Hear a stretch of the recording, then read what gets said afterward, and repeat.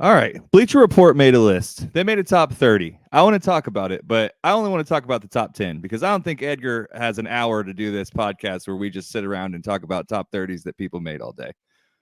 But I'm going to give you the top 10, Edgar. And by the way, Snug Wrestling, if you're not already subscribed, do it now. If you're not going to, then get off this podcast. No, I'm just kidding. Please listen. I'm just joking with you. But I'm going to go ahead and list the top 10, and let's go ahead and try to decide who deserves to be in here and who doesn't.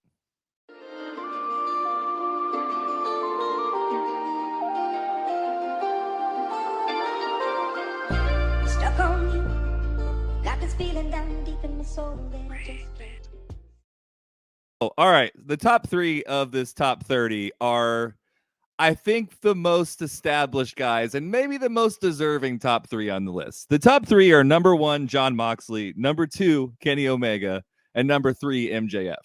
I don't have any issues with any of those. And I do not like Jon Moxley. I'm going to be perfectly transparent. I am not a Jon Moxley fan. But for me to sit on this podcast and discredit what he's done for AEW, I'd be a liar, and I'm not a liar. So I've got to give Jon Moxley his just desserts. Maybe the most important person that AEW signed, and maybe the most important person in AEW. So what's the name of this list? Is this like top 3, like best wrestler of 2024, or what's no? the It's criteria?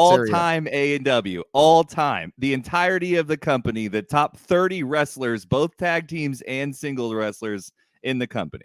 Of The most AEW. important, of AEW, the most important people in AEW history is essentially what this. When did this list come out?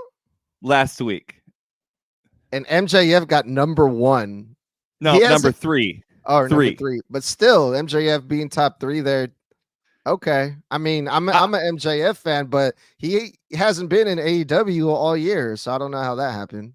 I think that they're going by the last few years before he got hurt, though, because if you remember, he Okay. was the best person in the company for, I would say, 2 years. Okay, so this is like in general. This isn't just All like time. Like, okay, you're going to so- see some people that don't work for AEW anymore on this list. Like, there's Gotcha. a lot. This is all time. This is an Okay. all-timer. And Gotcha. I think it does get a little mushy when we get towards the end of the top 10 on where some of these people sit. But I do think that, like, it's hard to argue that Jon Moxley should be number 1. Kenny should be number 2 because those first 3 years, this company doesn't exist without him. Right. Yeah, for sure. Yeah. So what about was Cody on this list at all? We'll get there. We'll get there. He is Okay. he is in the top 10. He does make the top 10, which I have not an issue with because Cody's important. You know, I'm going to be honest on this podcast. A lot of times Yeah. I'll come on here and I'll try to bullshit my way out of stuff. No bullshit today. If somebody's on this list and I think they deserve it, then they deserve it. And there's also some people that most of the time, if you look at my track record of the wrestlers I like and the wrestlers I don't like, you're going to be surprised because I've got some people that I feel like got snubbed that I'm typically not on the side of. Like, I typically don't back. So that's what I think makes this interesting, because when it comes to a top 10 list or a top 30 list, I don't want to shortchange people that have really put their heart and soul into this company. Number 4 and number 5 and number 6. Number 4 is the Young Bucks. As Okay. a collective. Number 5 is Bryan Danielson, which I don't have a problem with either. And number 6 is Chris Jericho. Yes. Okay. So that was the one that, yeah, I can definitely see that because starting from the top 1, number 1, all the way to 6, these are all AEW originals that pretty much started the company, right? Right. So There's a lot of people that set the groundwork for this company to work. And I think that's a common thread of the top 10, if I'm being honest. There are a lot of people that they make it really, really hard for you to argue with, because without them, AEW doesn't really exist. no, for sure. And like you said, kind of like I agree with what you said. I'm also not a real big Jon Moxley guy or fan, but he does carry a whole lot of weight into that company, regardless of, you love him or hate him. So, but the Bucks also not one of my favorites, but also a big reason why the AEW even exists. So, how are you feeling the top 6 so far?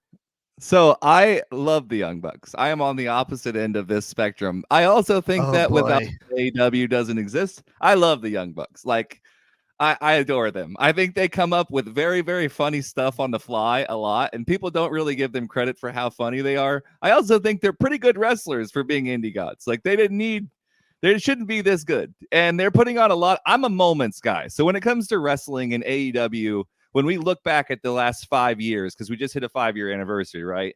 When we look back at the 5 years, we think about moments in AEW, and the Young Bucks carry a lot of those moments in their pocket.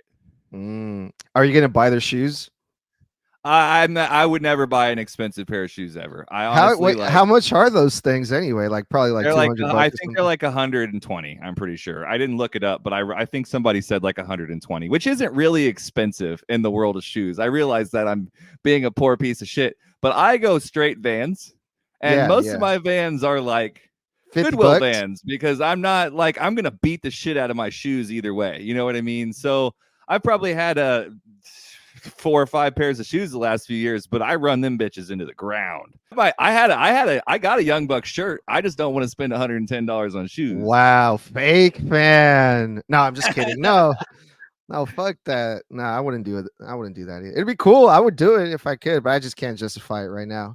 I also don't like them, if I'm being honest. I don't like the way they look. I'm a fan of the Reebok pumps. I like the pumps. I just don't like the it looks like, I call it Splatoon. It's like you've been paintballing or something. Too many bright colors. That's not. I don't like the Bucks either, or how they look. So, oh, you're talking about the shoes. Oh, I'm talking about the shoes. Hater. My bad, you love that spiked boot spot. Don't lie. You love seeing Darby Allin get his face kicked in, hung up upside down. Don't lie. I don't know. I feel like I'm just defending them all the time at this point. Like I just spend my life defending the Bucks, like I'm their lawyer or something. Like it's getting really exhausting. Yeah. All right. I caught the wrath of that. Yep. We have 4 more spots, and here's the time where I'm going to start a little pushback, because there's a bunch of these people that I don't know that I necessarily agree with, and I think the bottom 4 are all arguable.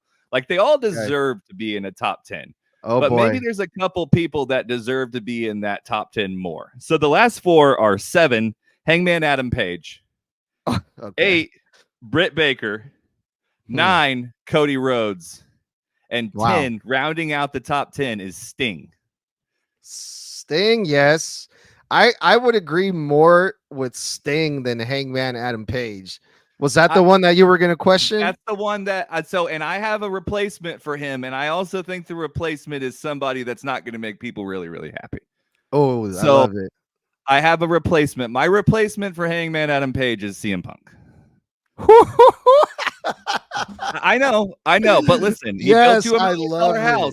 He built you $1 million house. There's a reason why he was there, and it's because he put together a bunch of good feuds in a very short time, and was able to make you feel like this was real life again. Kayfabe was not dead when CM Punk was in the house. I also don't think we would have Collision if it wasn't for CM Punk. We wouldn't. It's important. And all these people that we've talked about today have been some sort of like the floor of AEW is what I like to call them. Like the bottom, the foundation is a better word than the floor, because floor sounds disrespectful, but the foundation of AEW.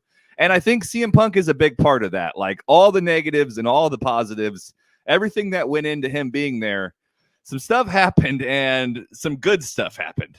And I wouldn't like AEW as much as I do today without CM Punk, if I'm being honest. No, yeah, for sure. I would definitely agree with that. You can also say that just the drawing power is way stronger with CM Punk compared to Hangman Adam Page. There's also the whole thing that's going on right now with AEW, the whole Tony Khan storyline, the Young Bucks taking over the show, Jungle Boy being the scapegoat, none of that, all of that too. So yeah, that is a very, very good point for sure. And it's nothing against Hangman. Like I know that he's worked really hard to get where he is, and he's done a lot of really cool stuff with the company. I just feel like a lot of it was with Kenny and the Bucks. And he kind of is the fourth man in that group, if you will, in my opinion.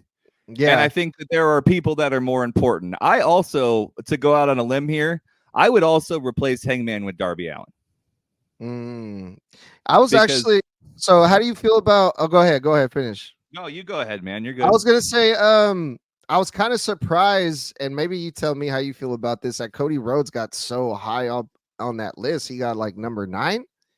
Number That's pretty. 9. And again, it's one of those things where it's hard to argue though, because him being that initial partner group that made the company and really working hard to put the company on his back until they kind of got their footing and the right amount of stars and the views from people. Like he really was working really, really hard during the early days of this company. I don't know how much you saw of early AEW, but that match with Dustin is got to Yeah, be I one of was the best matches ever made.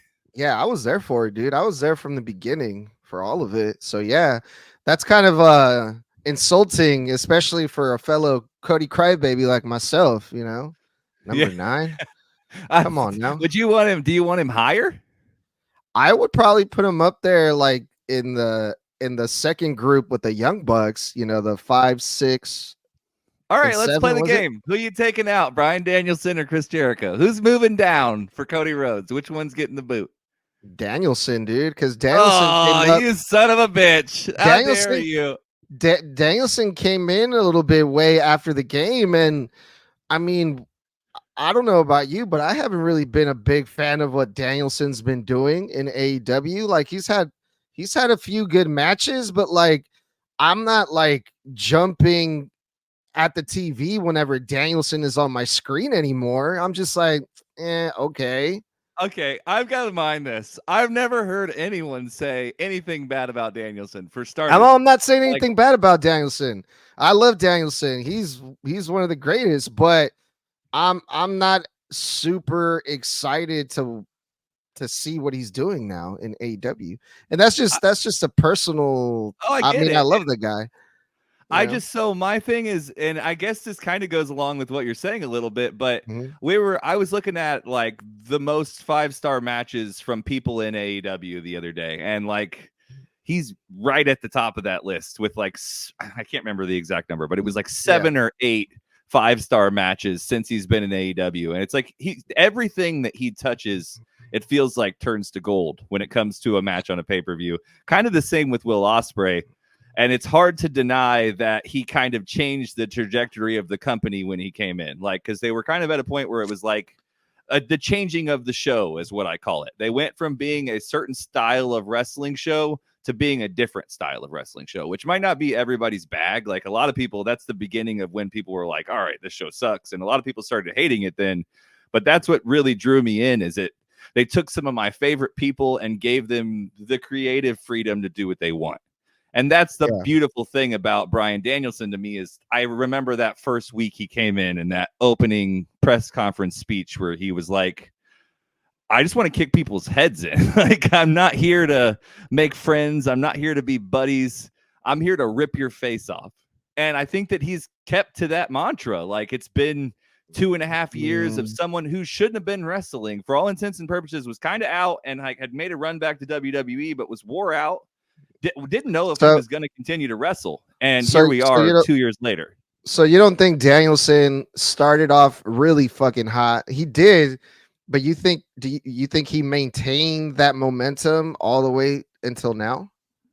I do. I do. I've enjoyed every single match that he's had. I remember that match with the eye patch with Okada really well, is one that I like to go back to. He got hurt in it. But Mhm. it, like the promos before, and I'm always going to be a promo guy. So I will go back to the matches eventually, but the promos are Mhm. always what gets me. And I remember that promo, he cut it in like a desert with an eye patch, and he was just like, I'm going to tear your fucking arms off. And I was like, dude, you're so good. I was bouncing up and Yeah. down on my couch like a little kid again, because that's Yeah. what I want in wrestling, is I want those gritty.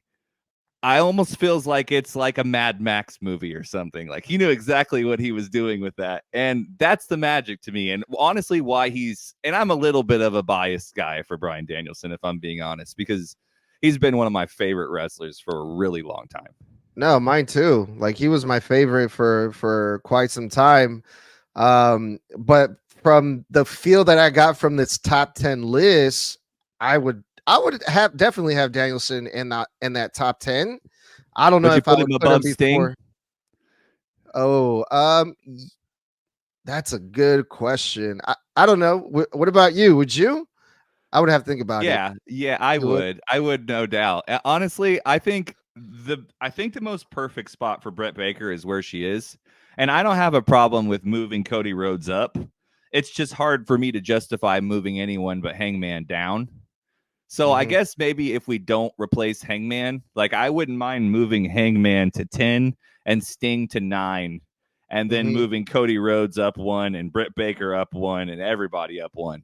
That's Mhm. after Hangman, because it feels like, and again, this is no knock on Hangman. He's done his thing and he's gotten himself over somehow. People seem to really, really like him. I just didn't really ever see it like everybody else did. He seemed like he was always the back of a really talented group, which the whole group is talented, but he was the guy in a group that was filled with people that were just gold, and it's hard. It's Yeah, hard to man. be a star on a team full of stars.